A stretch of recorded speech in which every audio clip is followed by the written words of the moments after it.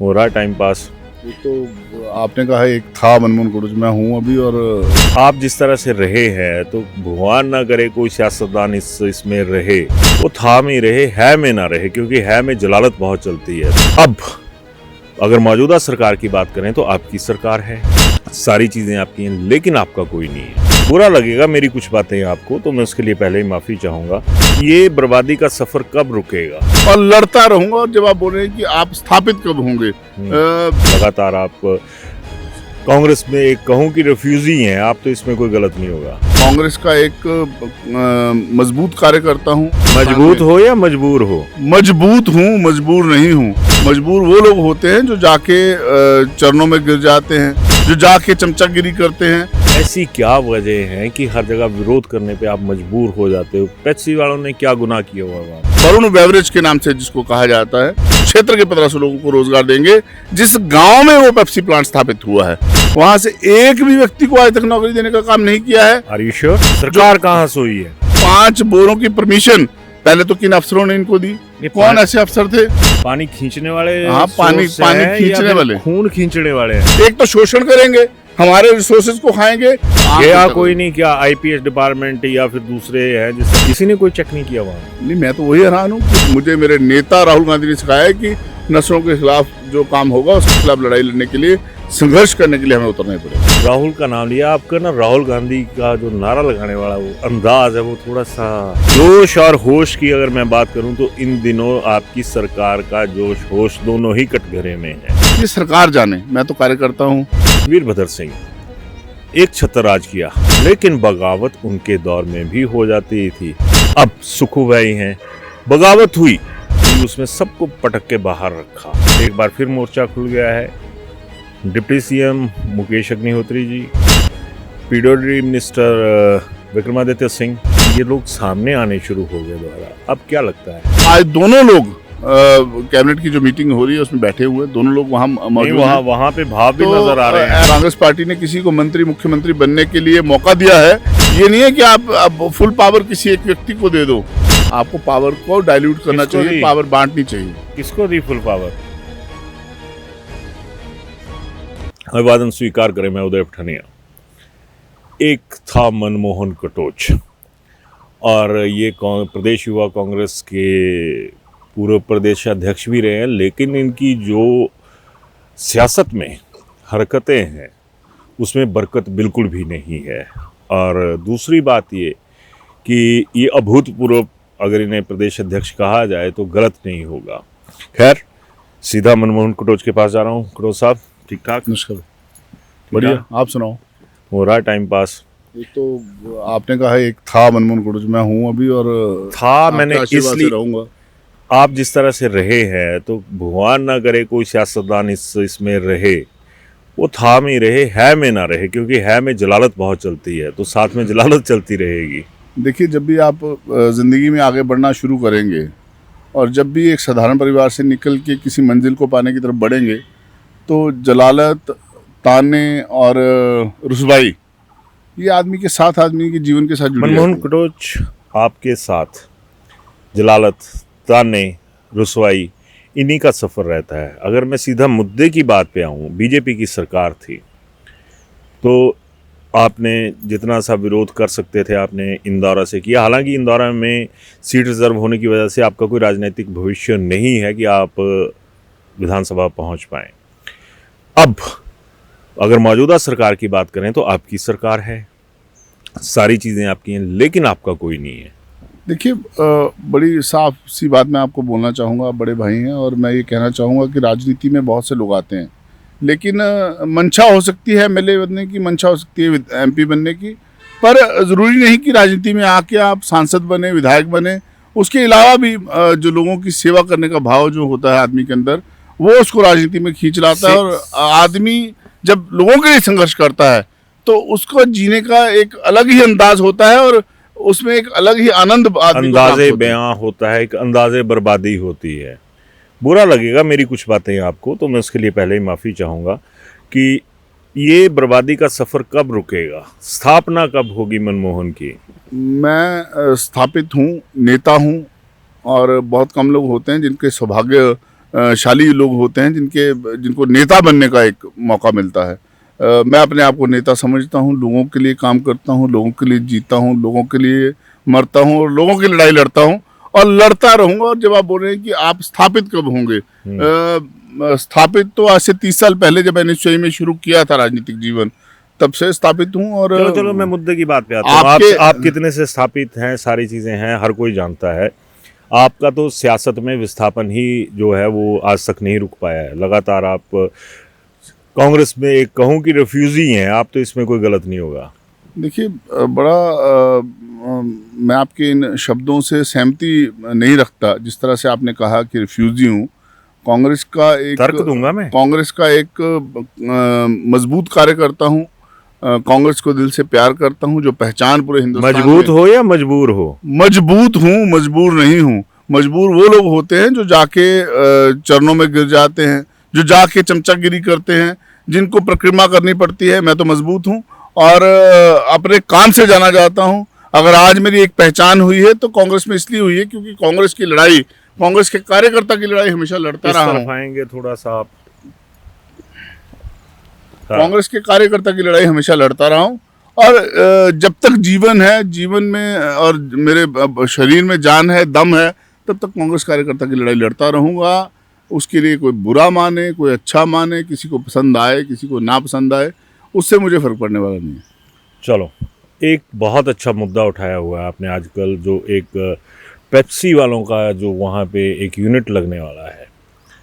तो मैं अगर ये कहूँ कि ऐसी क्या वजह है कि हर जगह विरोध करने पे आप मजबूर हो जाते हो? पेप्सी वालों ने क्या गुनाह किया हुआ है वहाँ पे?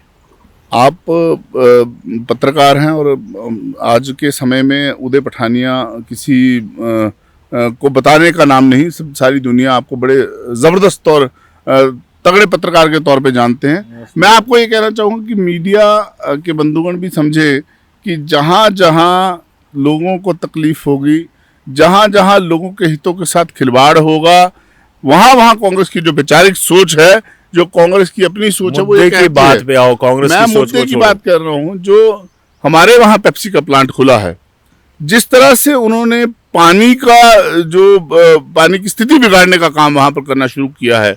और सबसे बड़ी बात, पेप्सी जो वरुण बेवरेज के नाम से जिसको कहा जाता है, जो उन्होंने कहा था कि हम 1500 लोगों को, क्षेत्र के 1500 लोगों को रोजगार देंगे, जिस गांव में वो पेप्सी प्लांट स्थापित हुआ है, वहां से एक भी व्यक्ति को आज तक नौकरी देने का काम नहीं किया है। Are you sure? मैं पूरे दम से कहूंगा और ये भी कहूंगा कि जिन लोगों को नौकरी दे रहे हैं, बड़ी मजाक की बात होगी हिमाचल के नौजवानों के लिए। हिमाचल के नौजवान पूरे हिंदुस्तान में काम कर रहे हैं, विदेशों में काम कर रहे हैं और बड़े पढ़े लिखे और मजबूत दिमाग के लोग हिमाचल के नौजवान हैं।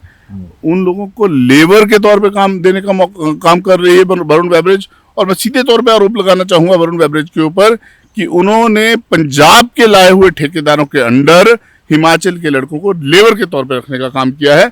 ये एक बड़ी शर्मनाक बात है और इसी बात को मैंने उठाने का काम किया। सरकार कहाँ सोई है? देखिए, सरकार, मेरा काम है लोगों की लड़ाई लड़ना। जगाना कौन है? मेरा काम है सरकार की को बताना कि यहाँ ये हो रहा है। और मुझे पूरी आशा है, जिस तरह के परिवार से, पृष्ठभूमि से उठ के मैं राजनीति में आगे बढ़ा हूँ, उसी तरह की पृष्ठभूमि से उठ के मौजूदा मुख्यमंत्री आज मुख्यमंत्री के पद तक पहुंचे हैं।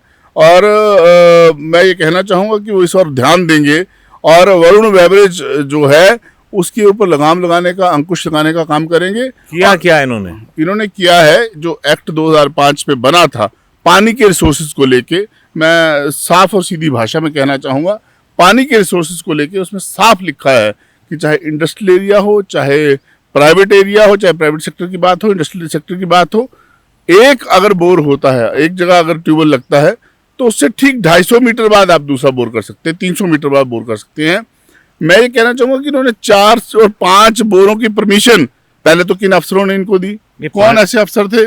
पानी खींचने वाले? हाँ, पानी खींचने वाले, खून खींचने वाले हैं। ये एक तरह से जो मेरी वहाँ की लोकल धरती है, जो बाग बगीचों की धरती है, जो सब्जियां उगाई वहाँ जाती हैं, पूरे हिमाचल में, पूरे पंजाब में वहाँ से सब्जियां सप्लाई होती हैं, वहाँ पर जब पानी का लेवल ही गिर जाएगा, स्तर ही गिर जाएगा। पहले तो वो कौन से अफसर थे जिन्होंने इनको परमिशन दी 4-4, 5-5 बोरों की, और 4-5 बोर वो भी बड़े लेवल के, छोटे बोर नहीं जो किसानों को देते हैं वो उस लेवल के नहीं है, उससे क्लियरेंस बहुत ली बड़े। होगी इन्होंने। अरे क्लियरेंस ली होगी तब ग्राउंड वाटर वालों एक्ट से। की अवहेलना तो की गई है ना। उस एक्ट के ऊपर आप अगर आएंगे, वो हमारी पूर्व मौजूद सरकार जो थी, तत्कालीन सरकार जो थी, वीरभद्र सिंह जी की सरकार 2005 की थी, उन्होंने ही वो एक्ट पास किया था ताकि हिमाचल के लोगों का शोषण ना हो सके, हिमाचल की धरती का शोषण ना हो सके।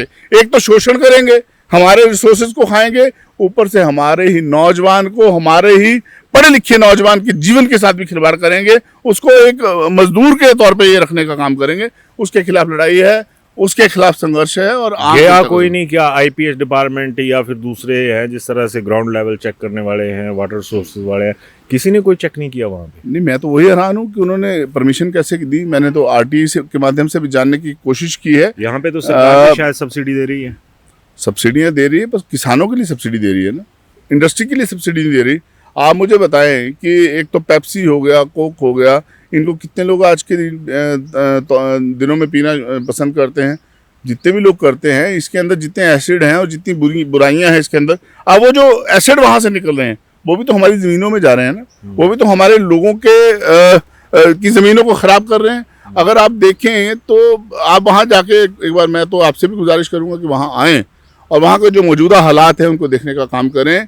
जो हमारी नस्लों को बिगाड़ने का काम होगा तो उसके खिलाफ मुझे मेरे नेता राहुल गांधी ने सिखाया है कि नस्लों के खिलाफ जो काम होगा उसके खिलाफ लड़ाई लड़ने के लिए, संघर्ष करने के लिए हमें उतरना ही पड़ेगा। यार थोड़ा सा इसमें ना राहुल का नाम लिया आपका ना, राहुल गांधी का जो नारा लगाने वाला वो अंदाज है, वो थोड़ा सा नाम लेते हैं जिस तरह से आप, अंदाज ही हमेशा अलग रहा है और अंदाज हमेशा अलग ही रहेगा।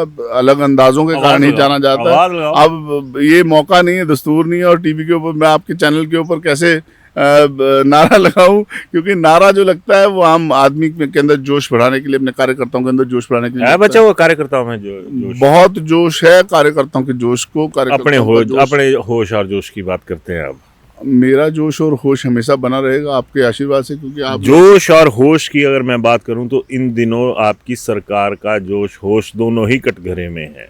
मैं ये कहना चाहूँगा कि जब सरकारें बनती हैं तो सरकारों में कई बार मनमुटाव भी होते हैं, सरकारों में कई बार तालमेल बिठा के चलना पड़ता है, कई बार बैठना पड़ता है, कई बार बात करनी पड़ती है।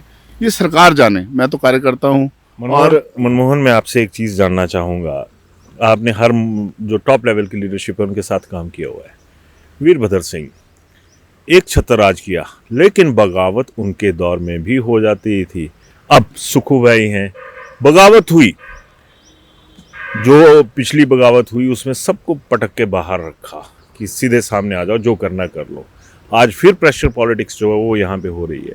आपको लगता है कि इसका कोई नतीजा निकलेगा? देखिए, समझदार नेता वही होता है जो बगावत को संभालना जाने। बगावत अगर होती है, अगर वीरभद्र सिंह जी के समय में बगावत हुई, उन्होंने अपने तरीके से संभाली। भाई ठाकुर सुखविंदर सिंह सुक्खू जी के समय में अगर बगावत हो रही है तो ये अपने तरीके से संभालेंगे। संभाल नहीं रहे हैं, सीधा चैलेंज है कि चलना तो सीधे चलो, नहीं तो बाहर का रास्ता अपने लोगों के साथ चैलेंज वाली राजनीति से मैं शायद थोड़ा सा भिन्नता रखता हूँ कि अपने लोगों, अपने कार्यकर्ताओं के मनों की बात को जानना एक नेता का फर्ज बनता है। मतलब आपके कहने का ये है कि जो 6 पहले निकल के गए कांग्रेस के खाते से ही, 6 या 7 जो भी थे, तो सुखविंदर सिंह सुक्खू ने उनके मन की बात नहीं समझी। देखिए, ये तो उनके और सुक्खू जी के, आप कैसे बोल रहे हैं? मैं अपनी बात के ऊपर आ रहा हूँ। ये तो मुख्यमंत्री और उनके आपस में क्या बात हुई क्या नहीं, इसके बारे में मैं जानता नहीं हूँ।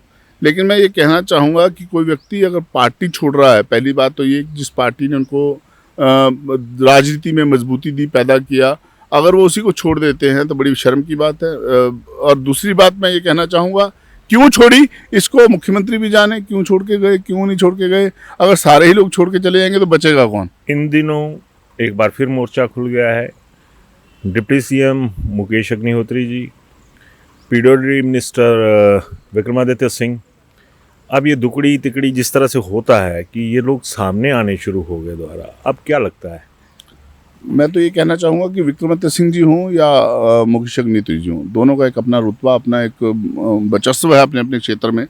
और अगर आपके कहे अनुसार मैं चलूँ और मैं कहूँ अपने मुताबिक कि मैं ये कहना चाहूँगा कि दोनों का एक अपना रुतबा है राजनीति में, और दोनों की अगर कोई बात है, कोई भावना है, अगर मीडिया में कोई बात उछल रही है तो बैठ के उसको सुलझाना चाहिए। मीडिया में कोई बात नहीं उछल रही, फिलहाल आप सोशल मीडिया पे उछल कूद हो रही है। मीडिया में, अखबारों में भी कल छपा, अखबारों में तब आ रहा है जब आप लोग वहाँ पे लिख रहे हो। मैं यही कह रहा हूँ कि अगर कोई ऐसी बात है, आज दोनों गुट लिख रहे हैं। और आज दोनों लोग कैबिनेट की जो मीटिंग हो रही है उसमें बैठे हुए, दोनों लोग वहाँ मौजूद हैं। वहाँ पे भाव भी तो नजर आ रहे हैं। ऐसी कोई बात नहीं हो सकता है, वो किसी और विषय में उन्होंने अपनी भावना को नहीं, जो वीडियो क्लिपिंग्स हमारे पास है उसमें सुक्खू भाई भी नजर आ रहे हैं, उसमें मुकेश भाई भी नजर आ रहे हैं, और जो हमारे पास क्लिपिंग है उसमें विक्रमादित्य सिंह का कोई भाव नजर नहीं आ रहा। स्वाभाविक है, जब तीनों वो दो मंत्री हैं, वो मुख्यमंत्री हैं, जब तीनों इकट्ठे रहते हैं तो वीडियो में नजर तो आएंगे ही।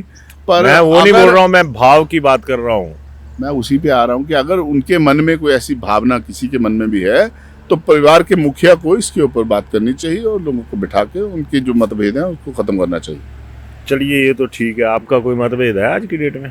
मेरा किसी से कोई मतभेद नहीं है। जो 2.5 साल निकल गए मनमोहन जी, मैं कह रहा हूँ कि 30 साल हो गए राजनीति में, और आगे भी भगवान ने चाहा तो कांग्रेस पार्टी की ही राजनीति करूंगा, कांग्रेस पार्टी के साथ हूँ, कांग्रेस पार्टी के साथ रहूंगा। मैं तो उन लोगों से कहना चाहूँगा जो पार्टी छोड़ के चले गए कि अगर कांग्रेस पार्टी ना होती तो शायद किसी को मान सम्मान ना मिलता, कोई मंत्री, कोई मुख्यमंत्री ना बनता। अगर कांग्रेस पार्टी ने किसी को मंत्री, मुख्यमंत्री बनने के लिए मौका दिया है तो उसको कार्यकर्ताओं की नब्ज को पहचानना चाहिए, उसको कार्यकर्ताओं के साथ मान सम्मान के साथ चलना चाहिए।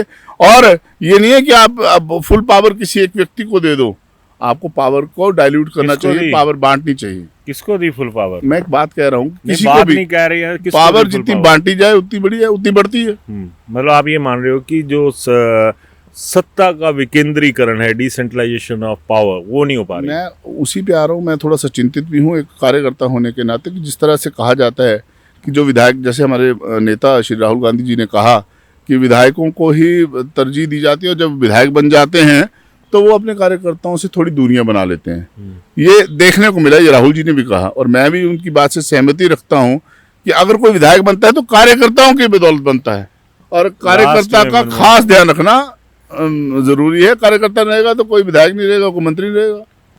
यहाँ पर तो हालात ये हैं कि जो अब फिर बार बार हर इंटरव्यू में वही चीज आती है कि आप तो राहुल गांधी की पसंद थे, यहाँ पे क्यों नापसंद हो गए? मैं आज भी उन्हीं की पसंद हूँ। और अब तो बड़ी दुर्गति है राहुल गांधी की पसंद की। बड़ी हठधर्मिता हो सकती है मेरा स्वभाव ऐसा हो सकता है, चमचागिरी नहीं थी मेरे अंदर, इसी कारण हो सकता है। विशाल, थोड़ा सा ना कैमरा घुमा के बता देना, ये जहाँ पे हम खड़े हैं कि पूरी हरियाली यहाँ पे आपको नज़र आ रही होगी। और अगर मैं मनमोहन कटोच की बात करूँ तो इनके ज़िंदगी में थोड़ा सा कैमरा डाउन कर देना, ये जो सूखे पत्ते हैं नीचे गिरे हुए चीड़ के पेड़ों के, ये आपको पूरे ब्राउन से कलर में नज़र आ रहे होंगे।